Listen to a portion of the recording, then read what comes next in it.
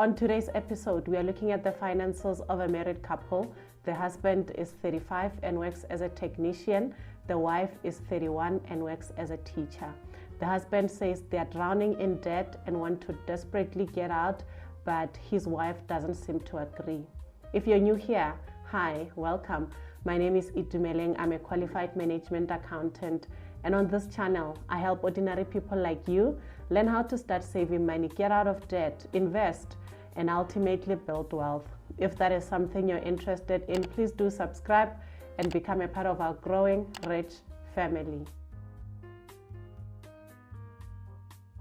Now let us get into the finances of our couple, starting with their monthly income. The husband takes home 30,500 rands per month.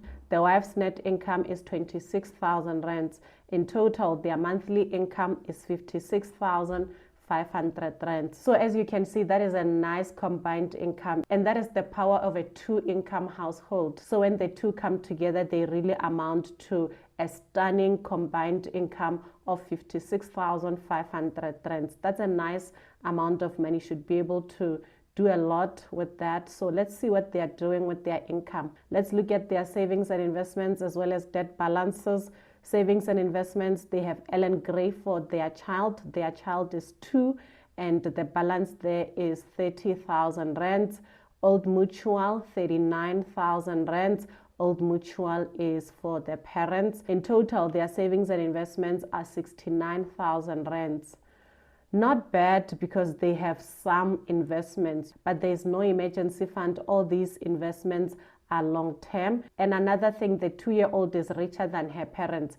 The parents combined have 39,000 and the 2-year-old has 30,000. So that is not right. Someone cannot come here 2 years ago and they're already richer than the source. And a lot of parents make this mistake of over investing for their kids and neglecting their own investments. For the 2-year-old's investment to be 30,000, I don't think it's a bad contribution. I don't think they are over contributing. I think they are under contributing for their own investments, and that could be mainly because they say they are in a lot of debt. So continue the Ellen Gray for the child, but try to increase the Old Mutual contributions for the parents, and also throw in a good old emergency fund in the mix so that in case of emergencies, you don't have to worry about withdrawing from your long-term investments or worse, tapping into a credit card. Now let us look at their debt balances. Car, 769,000. This is a lot of car. Is this a BMW? The husband said, no, it's not a BMW, but it is a family car that we got after having our daughter because the car that we had was too small, so we had to sell it. It could not fit all the nappies and the milk and the bottles as well as the pram. It was just too small, so we had to get a big family car. There's no such thing as a car being too small for one baby. The car has a boot, the car has 3 seats at the back, and it cannot carry a baby and the nappies and whatever it is that the baby travels with. That is not a reason to get a bigger car. It's just one child. You know, for some people, they'll say, oh, now there's a second child, there's really no space. Even that is, just an excuse. But here, for one child, we throw away our car and we get a bigger, more expensive car, and we hide behind a 2-year-old. You cannot hide behind a 2-year-old. I see you behind her, And he said, okay, yeah, it's a car that we've been eyeing. It's a car that we really like. It's like our dream car. So when the baby came, we thought, no, this car has a lot of space and will be able to accommodate our family. Okay, does it also accommodate your pockets is a question, because as much as it's a dream car, it's a bigger, all of you are nice and comfortable in the car. If you cannot afford it, if it's burying you in debt, then what was the point? He said, yes, that is the case. We only enjoyed the car for 2 months max. And then now it's just a pain to pay. And to look at this debt that does not look like it's reducing is really frustrating. So now we can see that we did make a mistake because we rushed into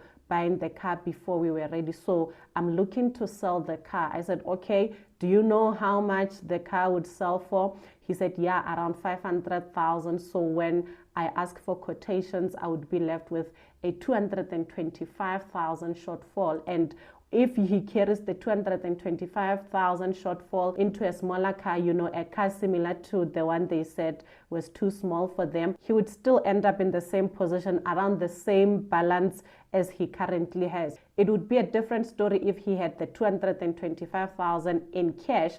Then he can just pay it off and be able to get a new one. But they don't, so downgrading the car will not make any difference at this point. And they are not in a position to not have a car for some time because their child has some physical challenges, so they really need the car to be able to move the baby around. So we need to figure out another way to be able to downgrade the car in a way that will make sense financially. Personal loan, 186,000 rands.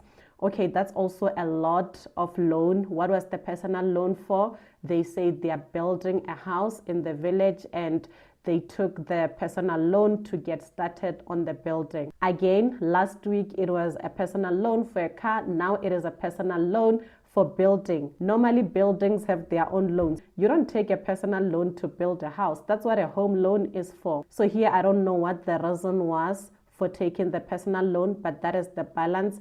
Credit card, 47,000 rands. They say since they don't have an emergency fund, the credit card is their emergency fund, just as I expected. And we cannot continue to live like that. We need to be able to fund our own emergencies. iPhone, 13,000 rands. In the middle of everything happening, we just had to go on and throw in a pandemic because why not? In total, their debt balance is 1,015,000 rands. That is a lot of debt, and a lot of it is coming from the car. The personal loan was not necessary. However, it did get them started with the house. So, we can justify that. The credit card can be fixed if we get an emergency fund in place. The iPhone, no comment. Let's look at their monthly expenses. Building, 10,000 rands. Like I said, they are building their house. The personal loan helped them get started. Now they are continuing from their salary. So it's a good thing because now they are able to continue building cash, just finishing off. Currently, they are staying at a relative's house. This is the relative of the wife, and the husband says he just wants to get out of there because he doesn't feel comfortable anymore. But at least they have a free place to stay while they finish off on the house. Car, 8,200 rands. Insurance, 1,000 rands. Petrol, 2,500 rands. Groceries, 5,000 rands. Electricity, 500 rands. Nanny, 2,500 rands. Yeah, that's not okay for the nanny. 2,500 rands is on the little side of things, so we need to work on increasing it a little bit, incrementally, small, 500 rands here and there. And he said, no, she's a stay out. She's not a stay in nanny. So that's why her salary is like that. But let's just get it to 3,000 at least. But we'll see what their budget allows. Baby stuff, 2,300 rands. Baby physio, 2,500 rands. Like I said, the child has some special needs. Funeral cover, 250 rands. Life cover, 230 rands. The funeral cover and the life cover are just for the husband. The wife does not have a funeral cover. The wife does not have life cover, so we need to add those for her as well. Old Mutual, 700 rands for the husband and wife. Ellen Gray, 500 rands for the child. So as you can see, like I said, if we can increase the Old Mutual for the parents to at least be 1,000, that way at least it's balanced. It can be 500 rands per person. Personal loan, 7,300 rands. Credit card, 1,200 rands. Wi-Fi, 300 rands. Wife's iPhone, 950 rands. So the pandemic is for the wife. Husband allowance, 1,000 rands. He says this is for his haircut as well as lunch at work sometimes. Wife's mom, 4,000 rands. Okay.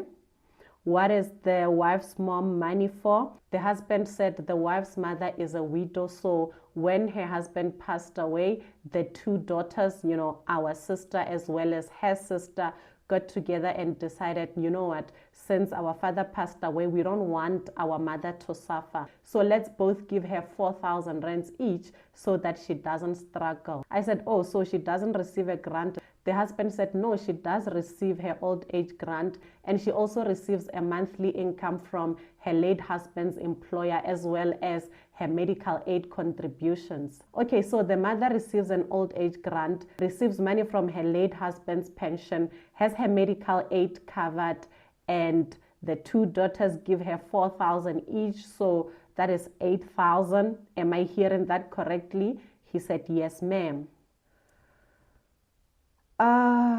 Okay, and what do you think about that? If by now you haven't figured it out, the husband was alone for this consultation. So I asked him, what do you think about this 4,000? He said, yeah, I think a lot of things about it, but you cannot talk about it. It's off limits because she says she doesn't want her mom to struggle. I hear that. The mom does not sound like she's struggling. And also, I don't know how the sisters decided on the 4,000. I don't know the other sisters' finances. But for our sister, 4,000 is a bit steep because we have a lot going on. We don't have an emergency fund. We have that mountain of debt we are building. We have a new baby. You don't have a lot in savings and investments. So that is a bit ironic that you are the person that is saying you don't want someone else to struggle. Your mom is not struggling. You are the struggling person that you need to be funding. And not even to say we should cut mom off completely, and not to say we shouldn't, but cutting this in half to like 2,000 would really go a long way in helping us balance our things, just, for the time being. But the husband said, no, that one, forget. I'm not going to talk to her about it because every time I try, it turns into a fight. And she doesn't want to talk about it. She gets really upset because she feels like I don't sympathize with her and her mom. The mom does not need as much as us. At this point, the mom is richer than the daughters. Like I said, we don't know what the other daughter's finances look like. She could comfortably, maybe she's someone that is able to contribute 4,000 and still be fine. For us here, we have a house to build, we have personal loans, we owe an iPhone. Okay, wife shopping 5,000 rands. Which one is this one? The husband said, oh, that is the money that my wife gets so that she can buy clothes and buy shoes. Okay, is this maybe per quarter, once in a while? He said, no, ma'am, it's every month. Every single month, she gets 5,000 for clothes and shoes. Why? He said, I don't know. I also cannot talk about it. It's also one of those things when I try to explain to her that we need to focus on the debts, we need to focus on the building. She gets really mad. It turns into a big fight and she won't talk to me for a week. Okay. The shopping money, the 5,000 money for the shoes and the monthly clothes is not bad. I think I understand her a little bit here. It's not bad because now we have 10,000 rands that is going towards the building of the house. Maybe this is the 5,000 rands that the wife got used to buying clothes every single month, buying shoes every single month, maybe before they started building. Ne? And she just needs to get to a point where she understands that while we are building, we need to reduce some things, reduce the mom allowance, reduce the high heels, and just focus on that. And also have a debt repayment plan because we have a lot of debt. You can't have that much debt and you are building a house on the side and 4,000 is going to your mom, 5,000 is going to heels. That is 9,000 rands that could really be going a long way for our household. The husband said, yeah, no, I'm not going to be the one to tell her that. I said, okay, do you think you can call her, let her come join the consultation or come back with her some other time? I will tell her. The husband said, no, I'm not going to do that because she doesn't even know that I'm talking to you. So I just want you to give me guidance on how we can reduce our debt, be able to continue to build and increase our savings and investments. And then I will go back to her and talk to her as if it was all my idea. Okay, but I don't have a problem with you going back to her, but it doesn't sound like you will go back to her. He said, yeah, I will try, because like I said, I try all the time, but my wife doesn't seem to think that we need to worry about our finances. I think she does not understand the extent of the debt that we are in. Sure, in total, the expenses are 55,930 rands. That's all the income allocated. And like I said, if you look at their expenses, really not bad because a lot of it is going towards the building, but the building is still in the early stages and the husband is restless there by the in-laws, wants to get out.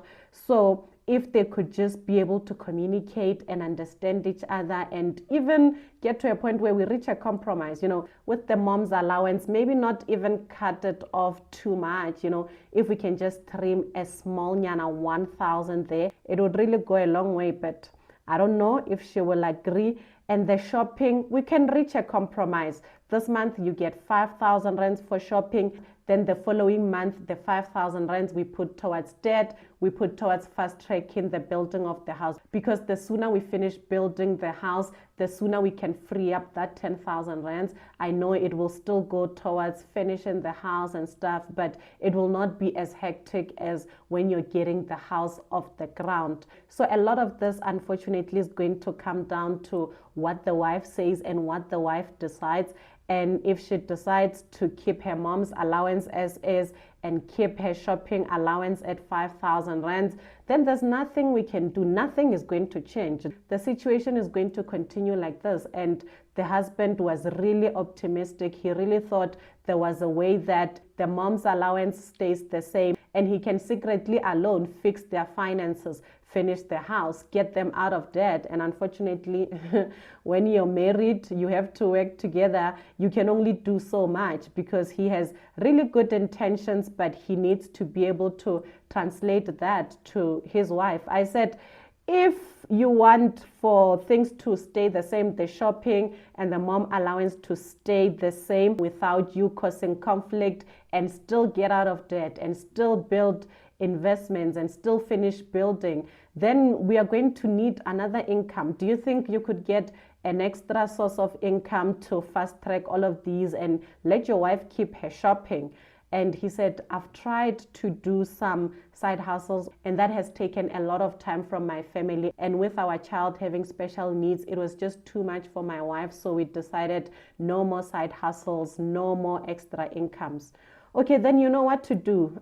Speak to your wife. This is your wife, Speak to your wife, man. And the same way you were able to come to me, he said to me, with the shopping, I feel like my wife just buys more than she needs. That's it. That's the script. Go to her and say, baby, I think it's enough. The high heels are enough. Take a pause for 1 month from the high heels and then we continue with the household stuff. Next month, you do the high heel stuff. The following month, we attack on the mom allowance. No mom allowance for this month while we do household stuff. The following month, we give the mom 4,000. I can dream. A girl can dream. If you saw another thing that they can do to get out of this without rocking the boat with the wife, please let him know in the comments. I hope you found value in this episode. If you did, please like it. Subscribe if you haven't already. I will see you guys in the next video. Until then, I hope you have a rich day.